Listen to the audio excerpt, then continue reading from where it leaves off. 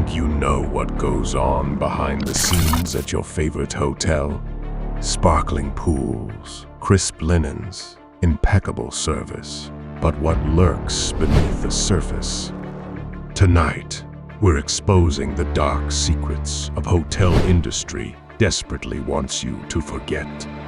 From hidden criminal activity to shocking hygiene lapses, prepare to have your perception of the perfect hotel stay shattered.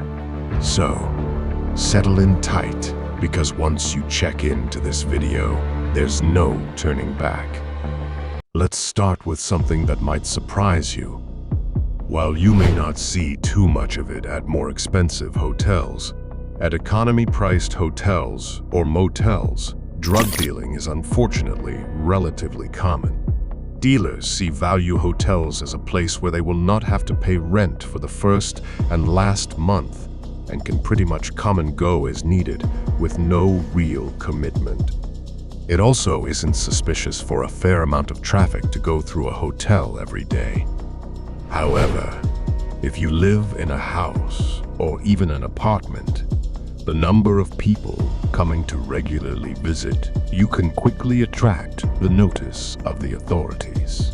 Furthermore, drug dealers often see a value hotel as a place that will be easier to bully. You see, a more expensive hotel or apartment complex will have more money to hire people, pay attention to what is going on, and deal with problem people. A more budget-friendly place doesn't necessarily want the riffraff, but the drug dealers know they will have trouble kicking them out and take advantage of it. Of course, there are also hotel owners who know and just don't care as long as the guest pays on time. But that's just the tip of the iceberg. In most hotels, standard checkout is usually around 11 in the morning, while check-in is usually in the mid-afternoon. What that means is that hotel housekeepers have a small window to clean anywhere between 10 to 30 rooms. According to travel.com, that could give them as little as 15 minutes to clean each room, a process that entails changing towels and linens, replacing glasses and coffee cups, checking and restocking the minibar, and getting rid of any trash. Given the time crunch, it's unlikely that your pristine-looking room would fare well under a black light. Another dark secret is that people tend to cut loose when they are away from home, especially when a cornucopia of alcohol is within easy reach. Maybe that's why hotel house cleaning staff find a prodigious amount of vomit as they go about their duties. A popular receptacle for barf, it turns out, is the ice bucket. Former hotel worker Christopher Lambert told Yahoo Canada that it's the most offensive place in the hotel room. So the vomit buckets, aka the ice buckets, I wouldn't use those unless you have a liner, and this is regardless of the caliber of hotel you're staying at. Just don't touch it, he warned. But hold on, this secret will shiver your spine. Most people are pretty uncomfortable with the idea of staying in a room that someone died in. However, if you are staying in a public accommodation, you have a relatively decent chance, and it is not something you can really avoid.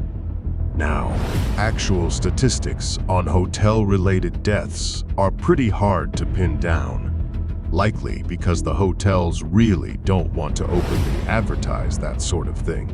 Still, regardless, it happens more than most people think.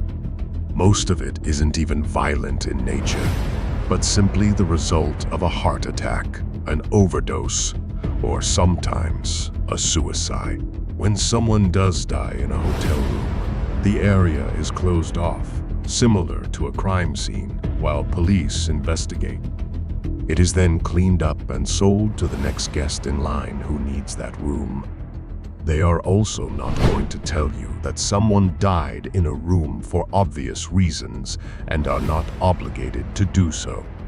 Now, there are some things you could look for, such as brownish stains and splatter patterns, or recently redone wallpaper on only part of the room. However, these are only suggestive and would only indicate a violent death, which won't be most of them. Many people may have heard that prostitution is common at hotels and may not find this particularly surprising. However, it isn't just the value hotels or motels, but pretty much all hotels. It is likely that nearly all hotels have at least some level of prostitution activity. They may just attract a different class of it. Now, while some of these people really are just independent sex workers trying to make a living, there is also a much darker side to it. That darker side, of course, is human trafficking. A lot of the time, sex traffickers get away with their nefarious deeds because the hotel staff is underpaid, undertrained, and really has no idea what they are even looking for or what to do if they thought they spotted it. This is why some experts believe that in order to stop sex trafficking, which happens at pretty much all hotels, it is important to train hotel staff to spot it and know what to do. With proper vigilance, sex trafficking can be greatly curtailed, but it really starts at the top with the major hotel umbrella companies. So, have any of you experienced anything strange or unsettling during a hotel stay?